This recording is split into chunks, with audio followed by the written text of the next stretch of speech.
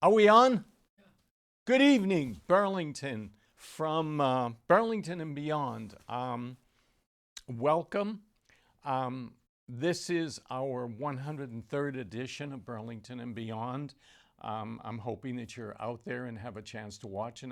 If not, I'm hoping that you'll have a chance to see the show sometime when it's replayed during the rest of the coming week.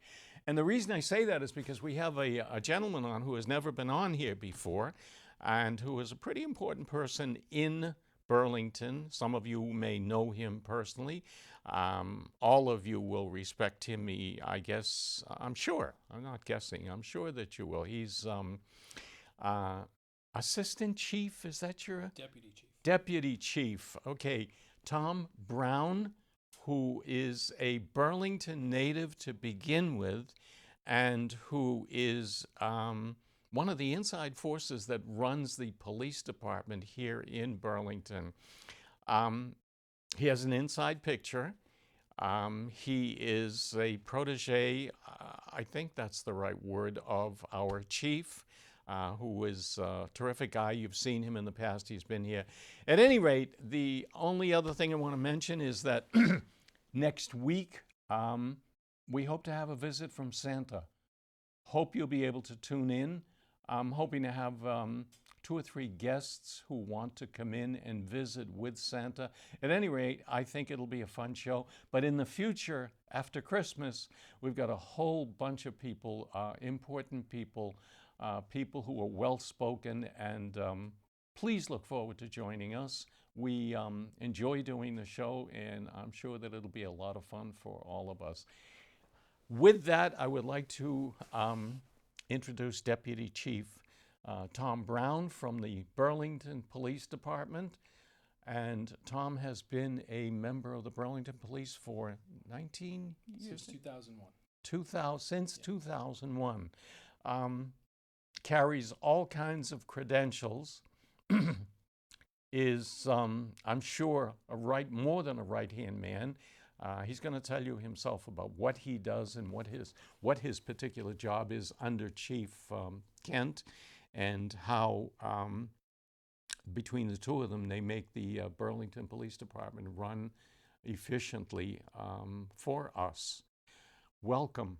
Thanks for coming. Pat, I thank you really for having me. appreciate it. Thank you. Where to begin? Tell me about yourself and your Burlington past in particular. Okay, so about myself, as you touched on, I'm a Burlington native. I born and raised here, went through the Burlington schools here. Graduated from Burlington High School right here in 1990. Went on to college at UMass Lowell, where I received a Bachelor of Science degree in Criminal Justice. And right out of college, actually, before I had taken my last final, I got on as a full-time police officer up in New Hampshire. Wow. So I worked in the Hudson, New Hampshire Police Department full-time for 7 years after doing 1 summer as a Hampton police officer, part-time. And worked up in Hudson for that 7-year period, attained the rank of sergeant. I had also been assigned to the detective division up there for a couple of years. I was on the mountain bike. I was a field training officer, and then I got the chance to come back down to Burlington. So that opportunity came in 2001. I came down here March 19th of 2001. Were you tuned for an opening? Or were you notified, or did it just So happen? what happens at the time, we were still a civil service department, which we were up until 2014. So with any competitive exam, you took the exam, and then as openings came up, depending on where you were on the list, you got the card saying, hey, there's an opening, would you like to apply for it? And you went into town hall and signed yes or no. So Okay. I started that process and came down, like I said, in 2001. So I've been here Very since. Yeah. Were you It goes surpri- fast. Were you surprised when it turned out to be your hometown? Well, I had always wanted to get on in Burlington, and what happened was when I was coming out of college, the civil service list was basically jammed with permanent intermittents that were all basically promised a job before anybody off of another competitive list. So Right. I knew that my opportunities were going to take a couple of years at least. So I wanted to be a police officer, so I took the advice of some friends and I went up to New Hampshire, and I'm glad I did. It worked out very well. Yeah. I have some great friends up there still to this day. Now, Most of them are retired now because up there you only had to work until you were 45. Different story down in Massachusetts, but I still stay in touch with many of my friends. I never thought of that. Yeah. It is that different. It is. It is. 50? Up there you could get out at 45 with a minimum 20 years of service. Mm-hmm. Down here, to fully maximize a pension, it's 32 years of service. Okay.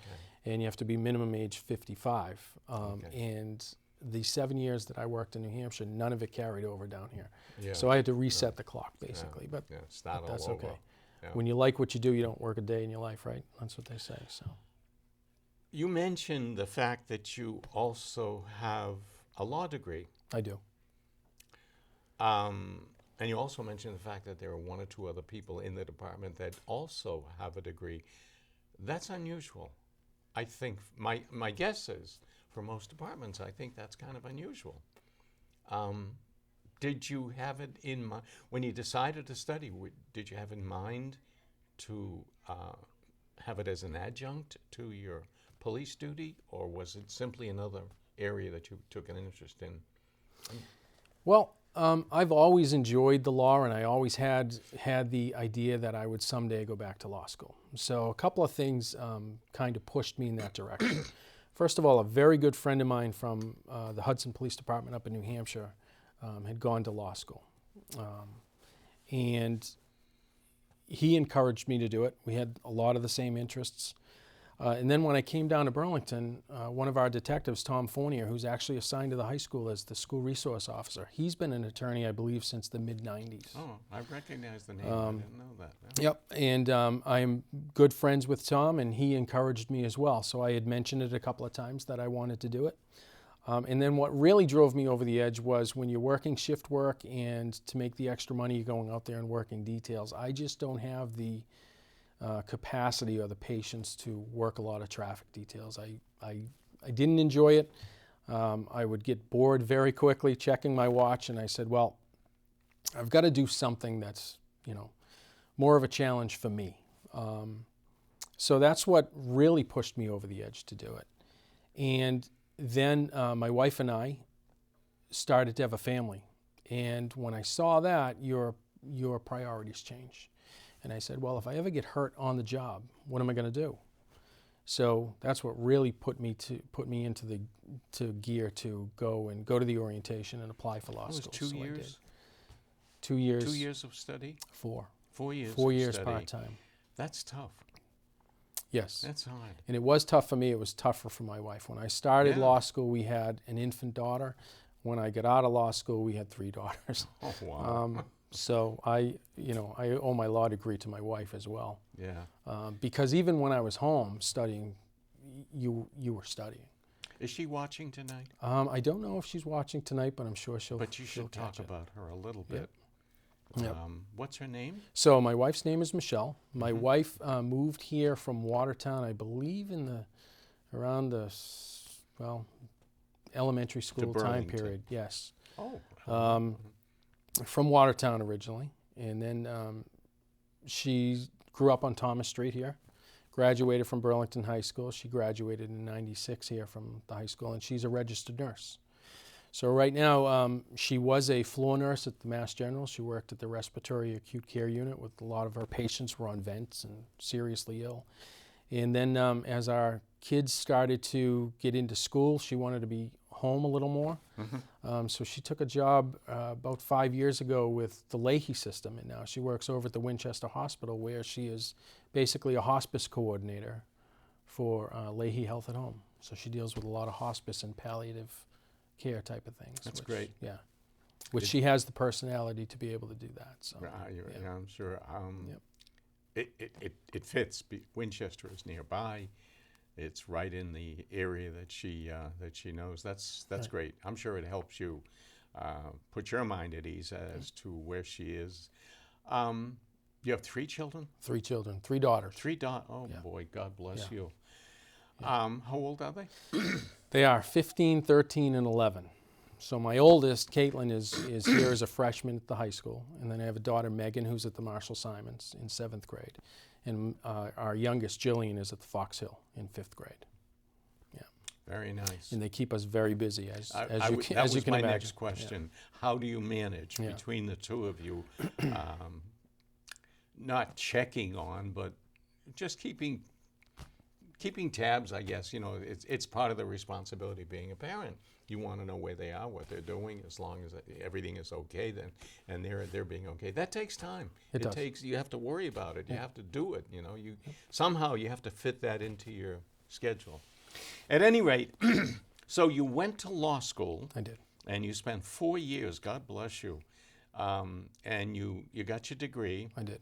And this was all during the time. This was when you were still up north. No, I was down in Burlington. You were in Burlington. I came down in Burlington in '01, and I started law school, I believe, in 2006. Where did you go to school? Massachusetts School of Law in Andover. Okay, good. Very, very good. So at the time, I was the detective sergeant here handling the prosecution. So I was on a Monday through Friday admin schedule, which allowed me the schedule to be able to go to law school. And as you can imagine, every weekend I spent studying, and most of the time working a double on Saturday from 4 to 12 until midnight to 8, right through. Just try to make ends meet and pay for school ahead of time, so I didn't come out with school loans, which I'm glad I did. It was tough at the time, but I'm glad we did it. But yeah, it took 4 years to do it. Now, I will tell you, it went by very quick. I mean, I remember Tom Fournier saying to me, listen, you're going to get in there and it's going to seem overwhelming, but you put your head down, close your eyes, and it goes by. You're And it did. It did. You don't have time to even look around and see what's happening. I don't know if my wife would say the same thing to you, but it went by quickly for me. So Yeah. I'm sure she appreciates it now. Tell me about your work here at the Burlington, with the Burlington Police. So right now I'm the deputy chief. So I work on the admin schedule on Monday through Friday, a salaried position. So I don't get overtime, or I don't work details or anything like that. But I work to meet the needs of the department. So there's times I'm there at night. There's times I get called in early morning or overnight, whatever it is.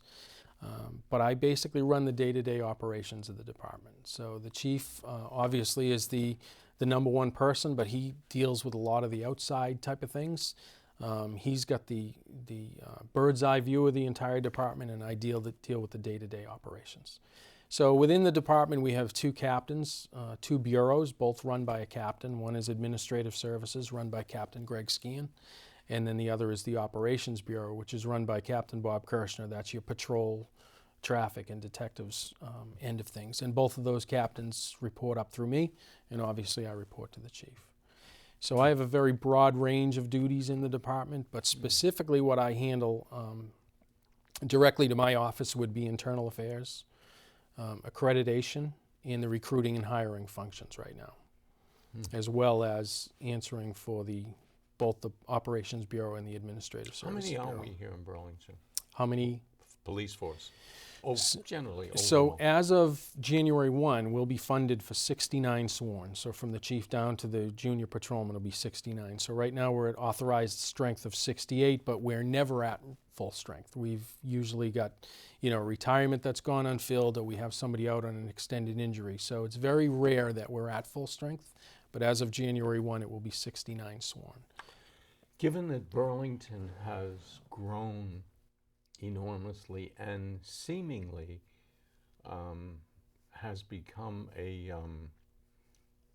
top-tier city, I guess is the way I want to express it, meaning that not only its location, but the Middlesex Turnpike, the businesses and everything, very, very involved. Has the police department grown along with that?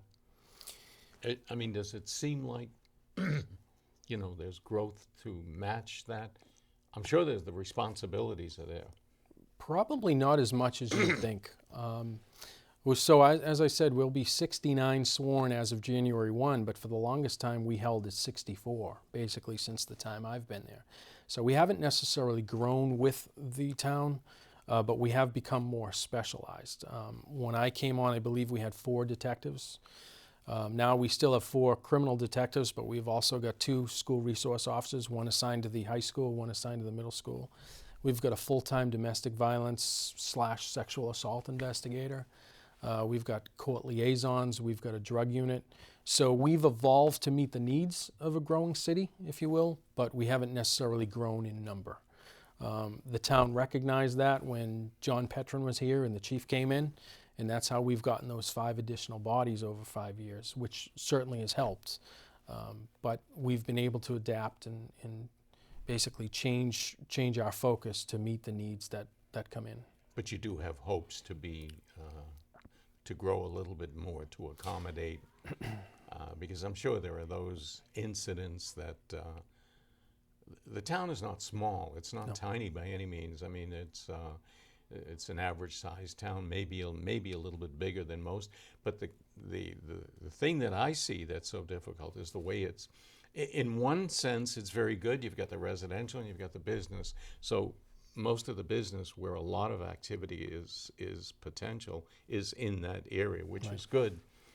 On the other hand, you go in there and there could be an awful lot of activity, you know, because it's concentrated in that. The residential, I would imagine. So is that a good balance, the way it's set up? You don't have any choice, but does it, do you deploy according to that? In other words, the residential area doesn't need quite as much attention as the, my understanding is that during the day, for example, there's population grows to well over 100,000 people. I've heard estimates that it goes up to about 150. Now, I don't know how accurate it is, but certainly if you're a resident or passing through here and you see the traffic, you would think it's even more than that. You get caught in it, and you know it. So as a resident, I live over on the north side of town. I love the fact that we have that separation. I for one, I don't basically travel anywhere near the mall from Thanksgiving until after New Year's, unless I really have to or it's job related.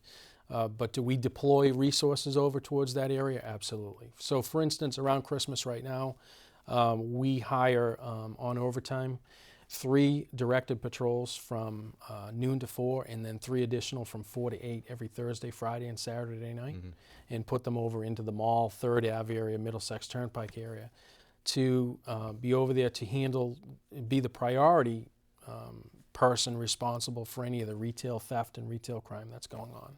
But they're also over there as a quick resource for any major incidents that happen over there. I mean, you could have an accident that happens at Middlesex Turnpike and Route 128, and on a Saturday afternoon during shopping season, if the only open sector car is over, say, off of Prouty Road or Wilmington Road, to get them over there is a huge amount of time. So by deploying those additional resources, we help ourselves. Yeah. Because as you can imagine, the traffic over there is pretty bad. I've been caught in it. Yeah. I know, and I also have a vision in my head in terms of how it used to be. Frankie probably has the same thing, and that is that how you've seen it grow. I've seen it grow. There are days I go over there for whatever reason, and all of a sudden it's just it's just overwhelming. Right. The businesses and the activity is just, and now. I had the director of marketing here, a woman from Simon Properties from the Burlington Mall last week, and she's talking about the growth of the new businesses that are going to go in there. More people, more businesses. I don't know if they're all going to make it, but they have huge plans for that but the property that they own. But it gets complicated. Yeah. I mean, how do you approach it? Let alone, how do you, I guess, teach someone in the department of what to look for, because I'm sure there'll be incidents, there'll be problems, Burlington's going to continue to grow. I would imagine, and I'm not talking only of housing, which is unbelievable what's going on. How do you see the future of Burlington? I mean, do you think we're going to level off at any one point? I mean, go ahead, I'm sorry. Well, I guess my answer to that would be who knows, but there's only so much space, right? So unless they continue to build and go up, then there's going to be limited space. But it's an attractive community. It's an attractive place to live. It's an attractive place to work. I have no complaints about Burlington other than probably the complaints that every single resident has, and it's traffic. Traffic. You know, I leave the police station at 4:30 every day to try to get home off of Wilmington Road. Sometimes could take me 20 minutes because of the traffic. Yeah. There's just more and more cars that are out there, and you know the streets haven't gotten any bigger. There's no more travel lanes. It just is what it is. So it seems at times we're filled to capacity, but we both know there's more room. So I would expect that the business area is still going to increase and grow. You see that with the construction over at the mall. You know, sure, Sears is out. We but see it right here on Cambridge Street. Yep. They're going Kevin Duffy. They're going to be opening their.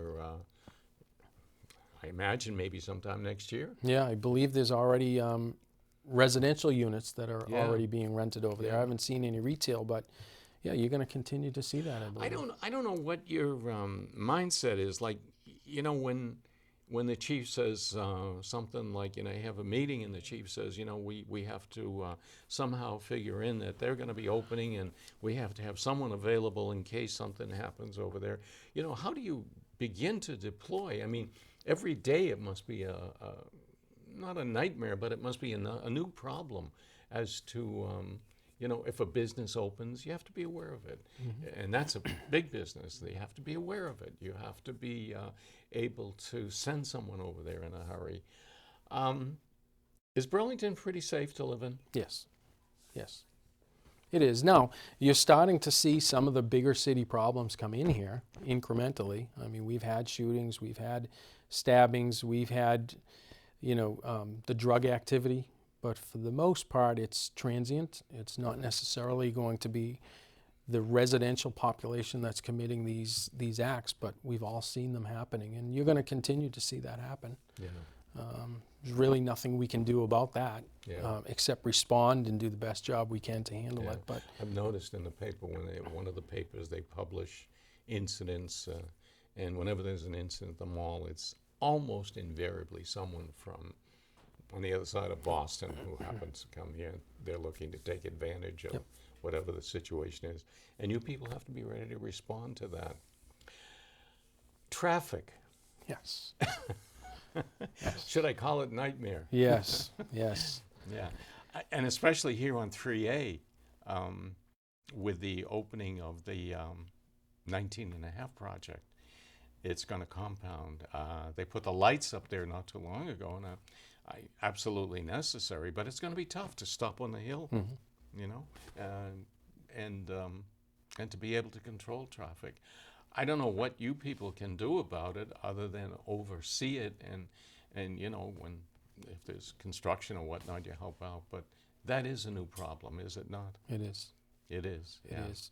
Now, luckily, we have a traffic unit in the department it's run by Sergeant Jerry McDonough.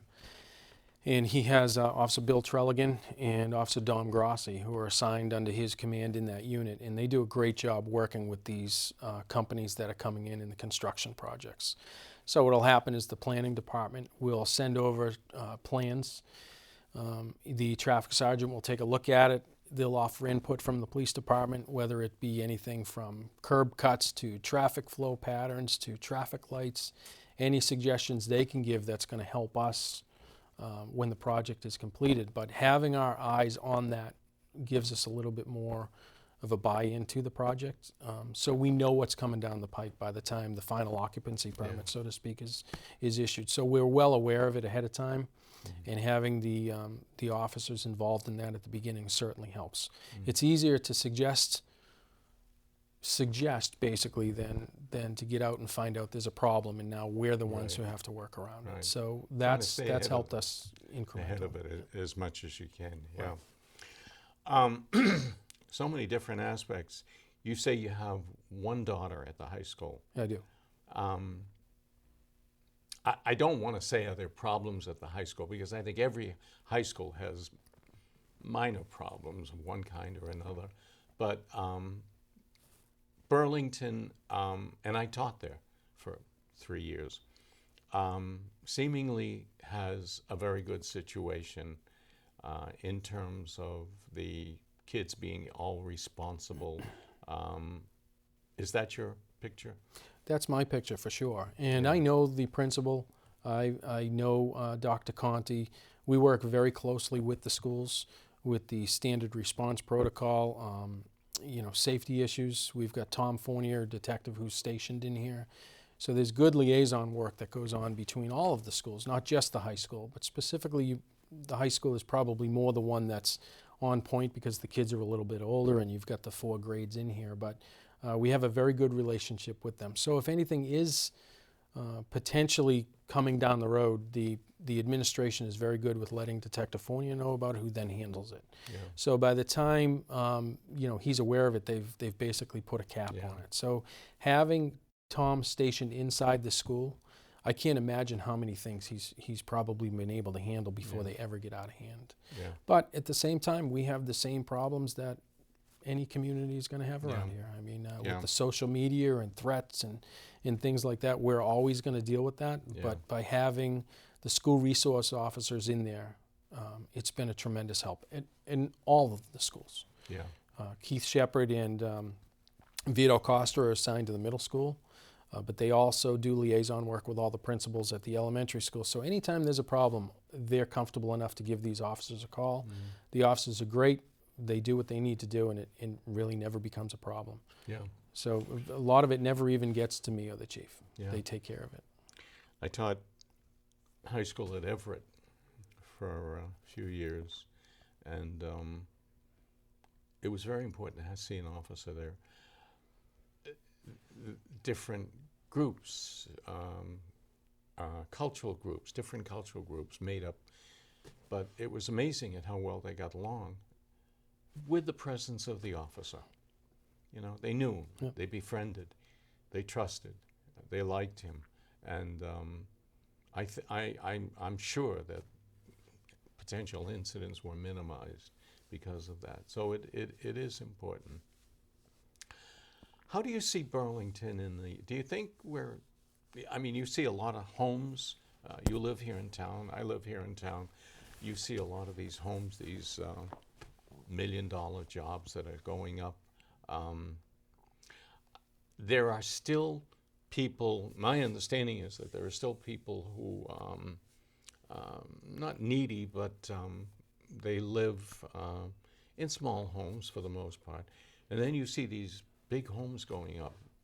Any problems with that? I mean, do you, is it something that do people assume? Does the chief talk about, these, we're going to have a lot of these big homes now? I mean, they're building in Maryvale, one street, over half of it now has turned into multi-million-dollar homes. Yeah. So the character of Burlington is changing. Right. Is that a discussion that goes on, or is it sort of touched upon only when necessary? I mean, there's really nothing you can do to prepare for it, but. No, it really isn't a topic of conversation, but most of the officers live in town or have family in town, so we're all seeing what's happening. It's happening in my neighborhood as well. A ranch that, a 3-bedroom ranch that you used to be able to pay $300,000 for is $450,000, and they're knocking them down. But I don't think there's anything we can do about it. It is what it is. Yeah. But we are not seeing any problems from the police department end of it. You imagine that the people who can afford that type of home, for the most part, are respectful of their own Yeah. property and others' property. So Right. we don't really see the problem with it. Yeah. But certainly, just from a personal standpoint, you can see the change that's coming Yeah. along. Yeah. There's not a day I come into work that I don't see a front end loader on some piece of property, and what's about to happen to that house or to even that business or whatever. But It's amazing. change, Really, really it is yeah. change. It's the pace of Yeah. change, But luckily it hasn't cost us any problem. Yeah. Yeah. How do you get around on the turnpike when you have to? Well, good question. I mean, anytime I have to go on the Middlesex Turnpike, especially this time of year, patience. That's what it is, patience. My kids like the Chateau restaurant, so occasionally on a Friday night or whatever it is, we'll go out there and, being a resident, the back way, you try to go down Muller Road and cut in through the back way. But there's times you find yourself right out on the turnpike. Patience. And I think that's that's probably what's missing. And I'll admit sometimes I have that problem as well. It's human. Especially, again, this time of year, When you have all that mall traffic, especially when the mall traffic is trying to come out onto the Middlesex Turnpike where the old Chili's was, right at that light, that tends to back up, and then inevitably you throw a cruiser or an ambulance or a fire engine into that system, and the lights get all messed up a little bit, and it takes quite a few cycles to get that traffic back. So when you have that, you tend to get the road rage incidents. I remember probably about 5 years ago, I was a shift commander on the 4 to 12, and we had the situation down the mall. It was jam-packed in there to the point we had the ring road, around the ring road was basically stopped. It come to a complete stop, and we had fist fights in there. But it got to the point where we couldn't even send the line cruisers in there, because if you got them in, you weren't going to get them out. We've had the day shift commander, Lieutenant Kevin Cooney, telling me today that on occasion they'll try to make sure there's a cruiser available to escort the fire department in and out. Because as you can imagine, it's hard enough getting a cruiser out. Imagine trying to get an engine company or an ambulance out of there. Especially if that ambulance has a sick patient on it. If that road becomes blocked, there are problems. And it's just a chain reaction, because if the lights aren't cycling correctly, you're not getting the traffic off the ring road. If you're not getting the traffic off the ring road, people's patience diminishes, and you have these problems. You throw a medical in on top of that, and you're into a situation. So we do have to plan for that. Even with the new fire station, I can imagine in the future, it seems to me it's almost inevitable that sort of thing is going to happen again. You said 150,000. You're probably closer to the correct figure. I heard something like 120, I think, or whatnot, but 120, 150, that's a lot of people. It is a lot. That's a lot of cars. Yeah. It's a lot of activity, and how you try to sort it out and keep not control of it, but be aware of it is it's a major problem. It really is. And the funny thing is the manning, the amount of police officers we have out on the road has not changed in the entire time I've been here. So, take a guess at how many cars we have on a Saturday. I could not even begin to. You mean police going out? Police officers assigned to cruisers on a day shift on a Saturday. On a Saturday? Could be as little as 3. You're kidding. As really? little as 3, but that's why we supplement with the overtime to put out the directed patrols and put the extra personnel. Do you have intentions to grow? I mean, is it something that is incumbent upon the department? I mean, is it there all the time? You have to look to grow. I mean, you can justify. I'm just guessing. You could probably justify another 10 officers. Well, we certainly could, but it comes down to a money issue. Is the town going to absorb that cost with the benefits and everything else? Sometimes it's easier to just put the extra bodies out on overtime, because you're not taking the benefit. You don't have to worry about the benefits. Yeah, but there has to be a tipping point where you guys, it's impossible to cover everything to every particular instance, and to be on the turnpike when we have to be at peak hours. I don't know.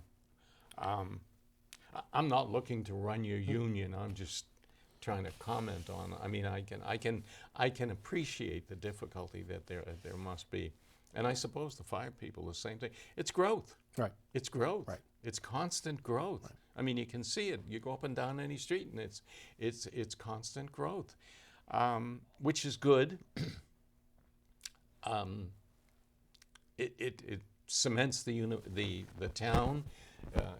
It makes it a more enviable place to want to be, but there are problems when you increase the population. Right. What's the chief like? Oh, the chief's great. Now, no, of course, other than being great, what is he? Yeah, tell me about. So you and I were talking before here. Typical day. Okay, he's probably up by 4:30 in the morning. He is in the station every day before I am, so I get in usually about 7:20. He's already there, dressed in his uniform, ready to go. He's always been a morning person. Now, he's probably in bed already right now, but that's just how he likes to do it. He's in there nice and early. How is he? How you've described him before we came on today is how he is. Very even-keeled. The needle doesn't move too far from what you see on a daily basis. Easygoing, but like I tell the new recruits when they're coming in, the one thing you never want to do is lie to them. Mm-hmm. So he will back up his people 100%. He does it in earnest. It's not an act. He cares about his people. If you're out, we have a person out right now, just lost his mom. Anything he can do to help that family, he will. If you have a person out on a medical, like I had back surgery back in 2011. I was out of work for almost 3 months for back surgery. It did not happen on the job. And he called probably once a week to check in. And he does that with everybody. Wow. He'll help anybody he can. But he does expect a certain standard of performance. And as long as you meet those standards, you'll never have a problem with them. Yeah. So it's pretty good. I mean, I've been on almost 27 years. I've had more than a handful of chiefs, and he by far is the best one that I've worked for. Now that doesn't mean that occasionally we don't agree on something, but you can disagree and not be disagreeable. Sure. And I guess that's the way I handle it with him, because that's the way he is with everybody else. I met him when he invited us to go down and see the range, the new firing range down in the basement. And he struck me then, and every time I met him after that, exactly what you're describing. He's very fair, very amiable. Be straight with him, and he will be friendly and straight with you. And he's great. He really is. I think we're very fortunate to have him. Yeah. Yep, and I've talked to many people in the department about him. As you can imagine, people talk about the chief. I'm sure they're talking about me, talking about the captains. Yeah. The best thing I've found with him as he mentors me in my position is he knows what he doesn't know, and I think that's very important as a leader, because he knows that he's got people under him who will get the answer right. There's no way you can expect any officer, or probably anybody nowadays, to know everything. It's just impossible. Yeah. And for the ones who do think they know everything, that's when you get into trouble. Yeah. So he knows what he doesn't know. That's when you make the wrong turn. And he delegates it down to the people who are going to make the right decision. Yeah. And you make him look good, and he backs you up. And I've always very much valued his way of delegation. I can't do it as easily as he can. Feel like you're learning from him. Yes, and he's got a very calm manner on on how he teaches. But what's funny is he doesn't miss anything. He doesn't miss anything. Sharp. So Sharp and everybody in there knows. He may look like he's just going about minding his own business, and for the most part he is, but he doesn't miss really anything that's there for somebody to see. So that's a leader. Yeah. That is a leader. But you can have a good time with him. He laugh and joke. There's not anybody in there that he doesn't speak to, and he doesn't have that air about him where he'll walk by you in the hallway and not talk to you. I mean, he'll walk right into a room with people there just to make sure he gets the face time with them. And I think that's important, because I've worked for other chiefs who aren't like that. Yeah, they're distant. Their style is a little bit different. Their position is more important. Autocratic. When I was in Hudson, if you were walking down the hall with the chief coming the other way, you stood against the wall until he went by you. And if he chose to address you, great. If he didn't, well, that was just the way it was. That doesn't happen now. It's got to make for Chief Kent has got to make for a great atmosphere amongst the police officers. That's terrific. Yep. If there was one dream that I personally could fulfill for him, and I know it's something that all of you wish, and that is to demolish the building and put up a new one. Yes, please. Yes, please. I know. I've heard about all of the elevators, the doors, and this. That, well, the elevators are out of service as we speak right now. Are they Or really? the elevator. Yeah. I've heard some of it. I'm on capital budget committee, and so some of the big purchases have come through us, and you just get an awareness. And I've visited, and I can see that they really. I don't know where. I have no idea where. I don't know. I often think of that piece of land to the right you know, that if they were to demolish and they could use that as well, they could put in a pretty good sized building, and I don't know. Anyway, it's for bigger minds or better heads than mine. I can't resolve, but I know you people do need it. Maybe something will turn, maybe one of the schools. I don't know. It'll happen. Well, I certainly hope, a lot of the officers around the station talk about a new station all the time. And the comment you usually hear out of them is, well, it won't be while I'm here. I'll be long since retired. Well, I've got probably about 10 years to go. I'm hoping that I see a new police station. Probably the most frustrating part about it is if you drive by the front of the police station and you look at it, it's a nice looking building. Yeah. When you get inside, if you're only there for a short amount of time, you're probably Yeah. not going to pick up on anything. But the one thing that doesn't translate for people is sometimes the smells that are coming through that building. Really? Because of the sewer system, and not very good. When you're bringing, say, a victim of a crime in for an interview, or a new recruit officer that you're coming in for background, or you're doing an interview of any sort, or any member of the public comes through, and sometimes the system, for lack of a better term, backs up, and you've got a noxious odor coming all the way up through that building. Recently we had the 911 Verizon people come in for the 911 lines. They had to bring like new trunk lines in through a wall in the basement down outside the range, and when they opened the door, the room was just infested with sewer flies. So Really? that was not a pleasant situation Yeah. for anybody, and then for quite a while we were killing the sewer flies down there. I think a lot of key people are aware of it. I just don't know how they resolve it in terms of, well, now you're talking about a high school and you're talking about the police station. Right. They resolved the fire to a certain extent. I like to think that the police station are in the minds of the key people in town who are making decisions, but yeah, those of you out there, if you're watching, it is a serious, it's a very important issue. You want these guys to do the best job possible. They need a building. They need a building that they can depend, not only to bring, when you bring people in, but for you, I mean, you must spend a lot of hours there. I do. Yeah. Yeah, probably 50 hours a week. And I mean, when I was back on the line as a patrol commander and a patrol sergeant, you're there. Sometimes it seems like you never go home. You just get into that cycle of working. But yeah, that's our everyday home away from home, so to speak. And ultimately, I mean, I have a nice office that's in there and stuff like that. But I mean, I see from an operational standpoint, it's not the best situation. But yeah. I certainly didn't come on here to complain about that. But it's definitely something that needs to be addressed. Citizens who have been around for a while, I think most of them are aware of it. How it gets resolved, I don't know. Right. It takes better minds. I have a feeling that it's going to come up in as a discussion one time or another in town meeting.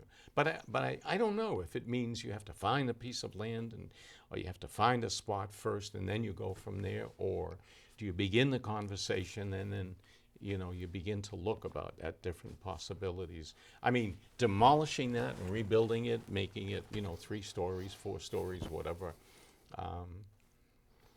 Money. But then again, Burlington's doing fairly well. Well, the chief sent me down last October, beginning of October. I went down to Orlando, Florida, and I attended a 2-day public safety building seminar. Basically, you met with architects and civil engineers and land surveyors and basically a huge public safety project on how you get a new public safety building. So that was one of the best trainings I've ever gone to.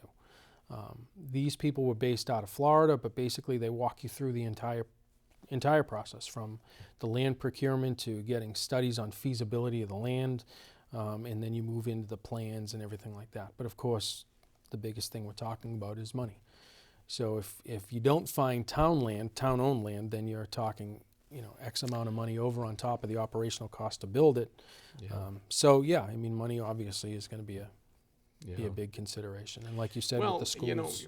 My take on it is it could be a lot worse. I mean, in terms of money. Not that we don't spend enough, we do, but Burlington is fortunate in many ways that we have the income, or at least enough to. I mean, I don't know what the disbursement is, man. I don't know what the balance sheet or whatnot, but it seems to me that there is a lot of business. There is a lot of good stuff going on. Businesses, the woman that was here last week talking about the businesses that are opening in the mall, all of those are being taxed. You know, all of them are paying some. We can hope, and maybe something will happen in the future. I keep my fingers crossed. Before your 10 years. Yes. That would be nice. Yeah. When do you see your family?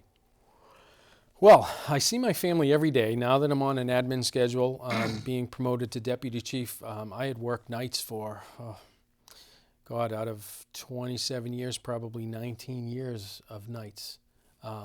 So I'm able to see them every day now, and it's nice having the weekends off. But my wife and I joke, when I get out of work at 4 o'clock, she gets out about the same time, and then we're a 2-person Uber service.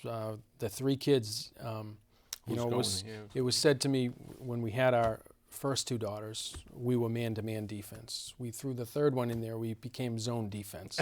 And it's a true statement. So one of us is always going with 1 or 2 of them, and the other one picks up the slack. I do most of the cooking. And really? Yeah, I enjoy the cooking. I like it. Not that she won't do it, but she's usually the one that's running the kids. I'll do the cooking, get the supper on the table, clean it up, and then I'll usually do the back end of the drives, pick up and whatnot. Are you a pretty good cook? Well, I like to think so, learning? but it's a work in progress. Yeah. But I like it. I did the entire turkey dinner. We hosted her side this time, and I did the entire turkey dinner. But I like it. I enjoy it. We just put a new kitchen in about 3 years ago. Good for you. So now we're Good using for you, it. So yeah. my mother was always a good cook, and I have other family members who are good cooks. So I enjoy it. I don't like the cleaning up part too much, but I know the feeling. I clean as I go. I tend to be the same way. Yeah. I do like to cook. I do like to experiment.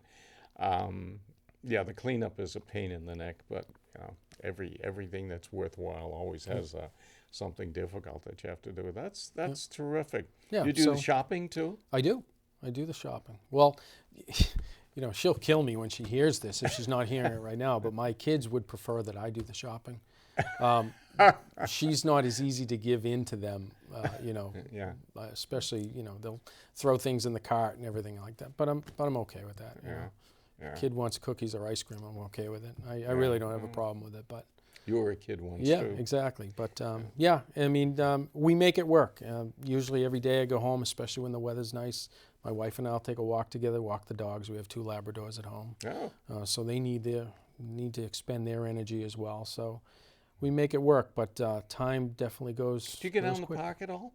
The dog park? We haven't. We'll go down the park just basically during the spring when soccer season's on. Okay. But we've never. I probably have seen you walk by my house, and because I'm on the corner of Patriot, and dogs galore, all on a leash, from all over, you know. And after a while, you get. Yeah. I'm out there a lot, and hi, how are you? And I don't even know their names, but they're terrific. Yeah.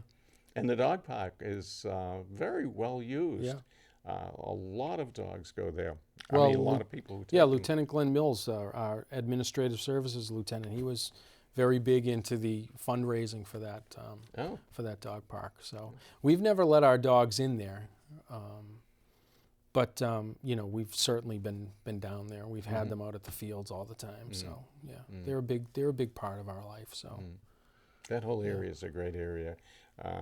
In the spring and in the fall for the teams that come in and play ball and whatnot, and the people who go to the dog park. It's well used. It really is. And what's his name? I can't think of his name. The head of the Parks Department, who he does a good job trying to keep it organized and clean and whatnot. What do you like best about your job? Is it people? Is it work? You know, there's nothing about my job really I don't like. There are bad days. There are certain things that can happen that, you know, are bad days. But there's nothing about my job I don't like. This job, being the deputy chief, it's a lot more administrative than I ever did on the line. But I still like the job every day. I tell the new recruits as they're coming in, you know, I've got over 26 years of full-time experience, and I still enjoy putting this uniform on every day. Very proud of it. I work hard to represent it well, and that's what I expect the people that work for me will do, and that's from the top down. Do you ever get called out all of a sudden in an emergency? I do, and very recently I got called out for it was basically back in October. I got called out in the middle of the night for a suicide. Oh boy. Yeah, I've been called out at different times. Now, I don't necessarily have to go to everything, but I will get called on a lot of things, and then I decide whether or not I'm coming out. Or maybe they're calling me just to notify me that the detective lieutenant is in charge, and he's got detectives out there. But, you know, when I do get the call, it's ultimately up to me whether or not I go out. So, how are we doing for time, Frankie? We okay? 5, 6, 7, 8. Okay, good. 5. Okay, that's good. We got time. We're doing very well. It goes quick. You're very informative and right down to earth, and I can see why the chief, you and the chief get along. You know, the 2 or 3 times that I've met him and I've dealt with him, he's a great guy, and I can imagine the two of you get along very, very nicely. Yeah, we do. Yeah. We do. That's important. Yeah. It really is, especially you never know when you have to back one another up for whatever reason. What do you like best about being a policeman? Servicing people, I being like able to help in an emergency. all of it. All of it. It's the variety. Even though for the most part I'm in an administrative capacity, still every day is different. I could go in there tomorrow. You know, we've had major motor vehicle accidents. I'll hear it on the radio. I'll go out to it. Like I said, we've had, you know, death scenes or whatever. I'll go out to them. Different meetings with new stores coming in. So everything is new. Plus, not new. It's a variety. And then, you know, handling the recruiting. You're meeting new people that want to be police officers. You're dealing with the academy. You're dealing with, you know, all different facets to get these people hired. So no day is the same. I don't know what's going to happen tomorrow necessarily. I know there are certain things that I want to get done. I don't know that I'll get them done tomorrow because there are different things that are going to come in. And that's what I like most about it, is every day is a little bit different. And every once in a while you get a quiet day in there and you catch up. But for the most part, I like to, you know, if I want to go out and drive around town and see what's new, I can do that. I'm not tied to the desk. If I want to go to a call, I'll go to a call. So I've got that freedom, but I've got the opportunity to do it as well. It's a little bit of the unknown. That is just enough of the unknown, Right. so that variety, I should say. That that's understandable. I think that's good. And yet, you have to be there when something serious happens. You've got to be right there. Always Whether a you're in phone the call car, or whether you're in the radio office, away. you're at Yeah. home or whatnot. You've got to be there. We haven't had too many serious incidents, I don't think, in Burlington, other than burglary at the mall. And you know, I'm sure there are families that have difficulties every now and then, and the police have to step in. But overall, Burlington as a community in general, I think, I don't know. Am I reading too much into it? It's a very good community. There's no doubt about it. I love living here. I love the fact that my wife and I are raising our kids here. But what people don't realize, I think, is that there are problems here under the surface that people aren't aware of. For instance, we do have poverty. We do have some homeless. We do have hoarding situations in some neighborhoods. We have drugs that come in and out. We have a drug addiction problem. You know, various families have drug addiction problems. And nowadays with drugs, I mean, you're only 1 or 2 levels away from it anyway. So that's a big problem, and that hits Burlington as well. So. But there's not much you can do about it other than to respond. You know, I mean, try to help someone, try to teach someone. But I mean, I don't know what you can do. We have homeless people? Yeah, well, I know of a couple. Yeah. Really? Yeah. In Burlington? Yeah. It's amazing. Yep. I would Now, they're never- not necessarily Burlington residents, but Yeah, they've taken up quote unquote residence here. So yeah. Gee, that's really that's kind of a surprise. I know what you like best about Burlington. Tell me about your kids. Yeah. What's this? What? Oh, you're kidding. You told me 3 minutes ago. We had 5 minutes. All right, okay. I Well, told you it real- goes by fast. is it done? Right. So No, tell you about my kids really quick. Three girls. Yeah. Yep, 15, 13, 11. I love them dearly. They keep us very busy. They're into all sorts of things. Two of them into Irish step. One's very much into the athletics. All great students. We like to think we're raising them right. Although sometimes, you know, as typical parents, they pull stuff with me and my wife that they wouldn't pull with the grandparents or anybody else. But good kids overall, and I look forward to going home and seeing them every day. That's great. Yeah. That's really, really great. I just want to say thank you. And Well, thank you. I don't know if you're still there. If you are, please join us again next week. A visit from Santa. Like a word or two. Just say good night. Well, good night. Thank you for having me, and Merry Christmas to everybody. Thank Happy you. holidays. Thank you very much.